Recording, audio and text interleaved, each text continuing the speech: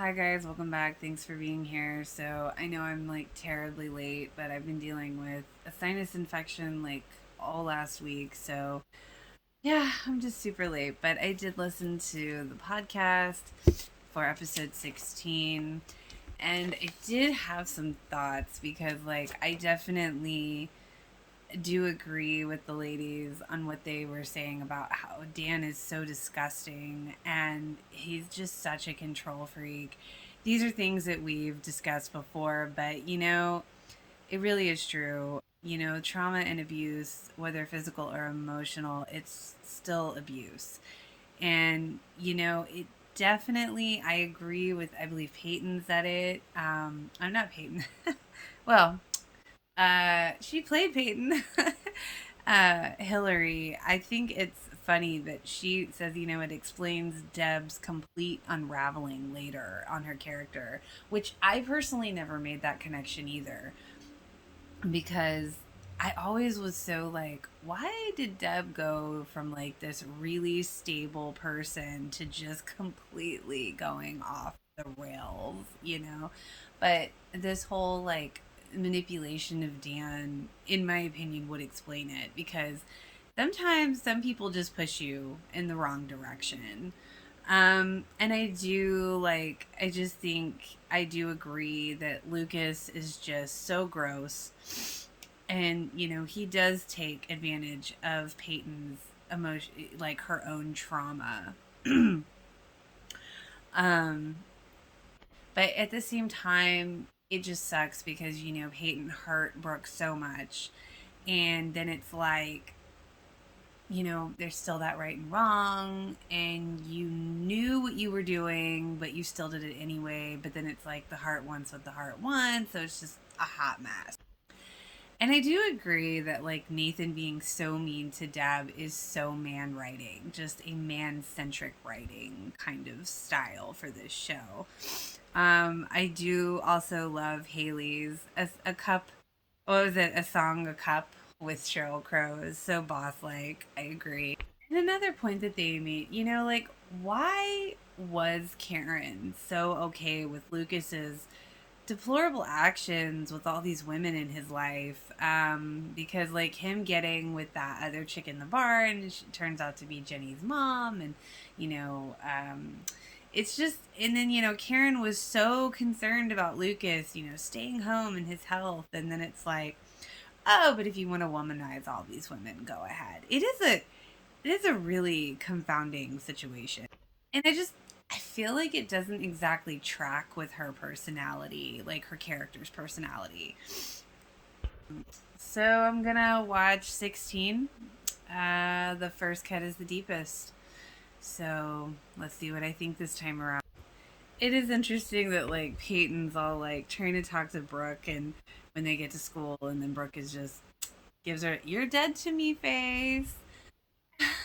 I don't know. I kind of find that naive. Like, you really think that Brooke is gonna be like, "Oh, hey, bestie, let's talk it out," and then you see like Dan giving Nathan this car, and it's like, oh my god, I appreciate that you know Nathan calls it like it is. This is a bribe, but then he's like, okay, great, now I can leave you whenever I want. Oh my god. When Nathan tells Haley, I've got GSL, we're dating ourselves on that one. Oh my god, and when Lucas is all getting all pissy, like, I gotta work out harder, and he's yelling at Skills, whose side are you on anyway? Skills like, I'm on your side, man. Hello. I do find it funny that like Lucas is like, Brooke, I'm sorry, we didn't mean to hurt you. And you almost get that feeling like he honestly expects her to give him a pass. And I'm just like, oh my god. Okay, many Nathan, or should I say many Dan Scott over here. I swear to God, Dan can turn any good deed of his into a selfish, horrible action. It's like, oh, you're welcome. What, I saved your life wrong? You're right. I just want you to live so you can see Nathan take his team to the championship. It's like, dude, can you not be gracious about one thing in your life? Can you not be authentic about anything? It's just gross.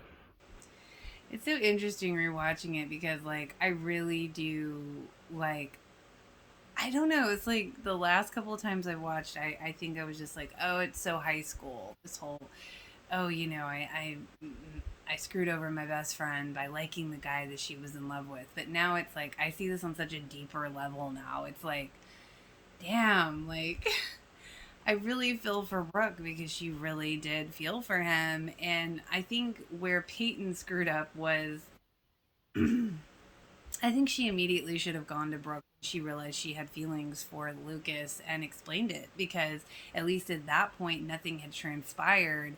But, even going behind Brooke's back to any level was just the wrong of it. Like, you went behind my back, y'all lied to me. I cannot trust you anymore, and I get that. But at the same time, like I said, Lucas did take advantage of his newfound situation and Peyton's trauma in her life, and uh, hot mess. Lucas is such a little shit to his mom and Haley during that little dinner, and he's like, I'm gonna leave, I'm going out, bye. Okay, so I remember watching this the first time, and did anybody else have a feeling that that was Jenny's mom? Like, even before it was revealed, because, like, when Lucas meets her in the bar, it's like, she had such a long, like, scene with him. It's like, okay, obviously this chick is important to something. You know what I mean? Okay, so if I'm not mistaken, I think Brooke was watching a scene from A Rebel Without a Cause with, I think it's James Dean and, oh my God, Natalie Wood, where she's crying and Brooke's like, ugh, get it together. And then she switches it to a slasher thing. It's like, I can relate to that. I get that Brooke moment.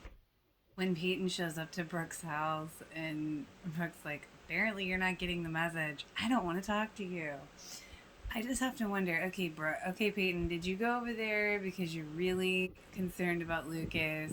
Probably a little bit, but like, I feel like you mainly went over there to have an excuse to talk to Brooke, which honestly, I kind of like that moment and I kind of don't. I'm like, oof, she might stab you or something if you go over there.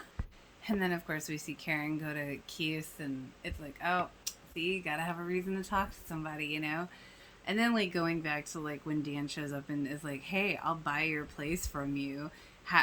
It's so crazy to me that Dan's like, oh, are you having trouble paying for certain nephew's medical expenses? It's like, wow, Dan, you really are a jackass. Just, I mean, Dan doesn't do anything altruistically or from the heart. He just doesn't.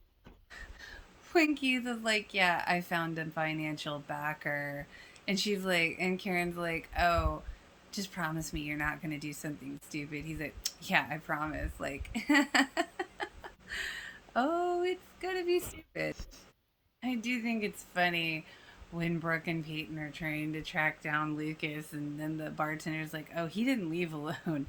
The smile on Brooke's face is like everything. Like, how's it feel, Peyton? But I'm glad that Peyton sees it.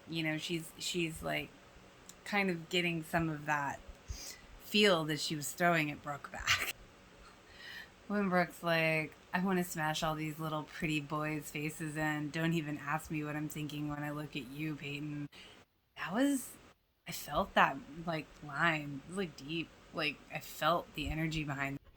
Felt like Peyton's response. There was never a point through any of this that you weren't my best friend. And Brooke's like, thank you for nothing. I get that too, because it's like, wait, you were always my best friend, but you're doing this behind my back? Like, it's almost like Peyton doesn't fully understand the implications of what she did. Like, she does, but she doesn't.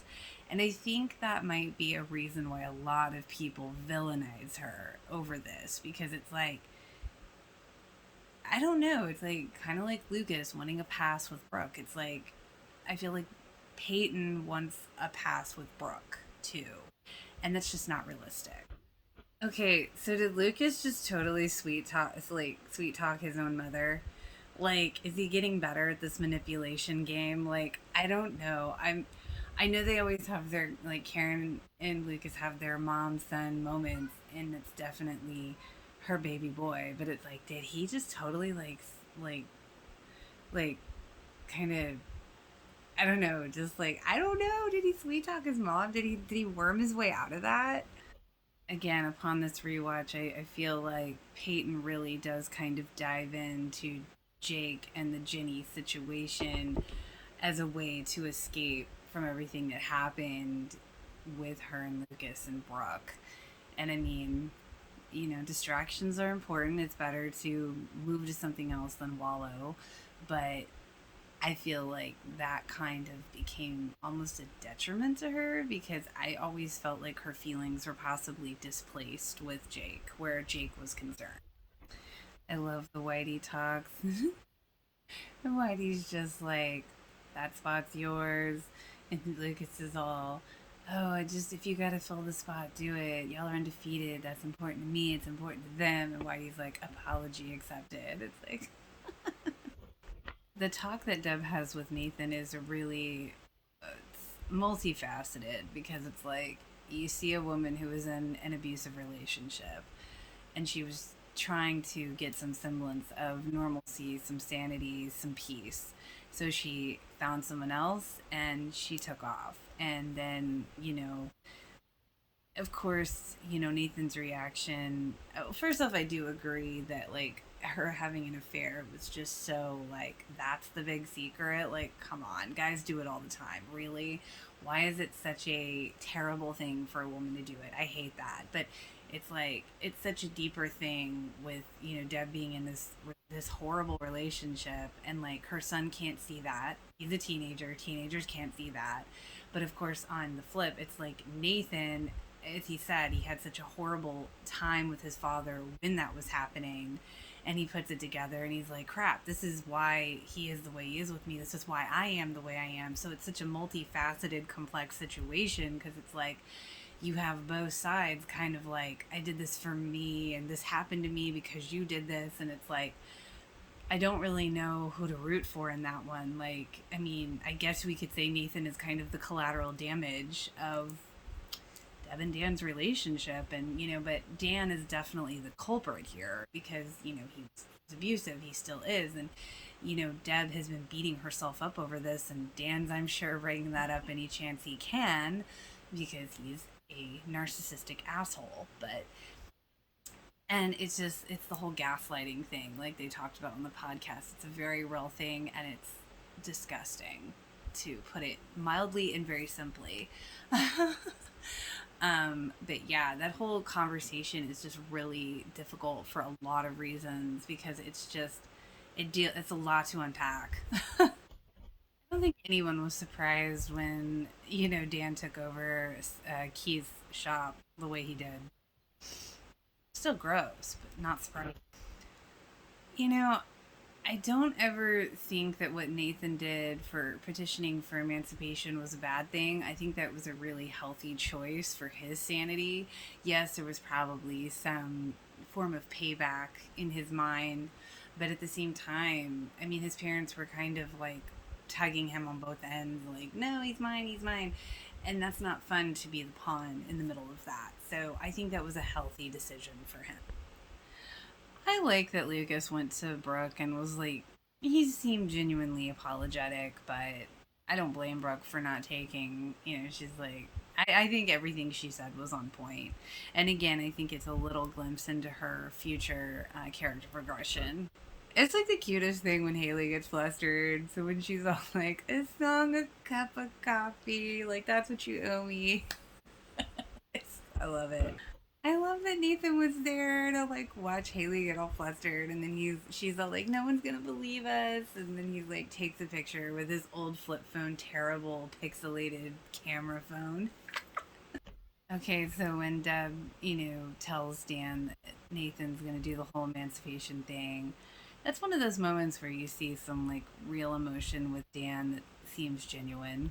Oh, you see Jake find the adorable picture that Peyton drew of Jenny, and he's all happy, and the doorbell rings, and in comes Nikki. How's my daughter?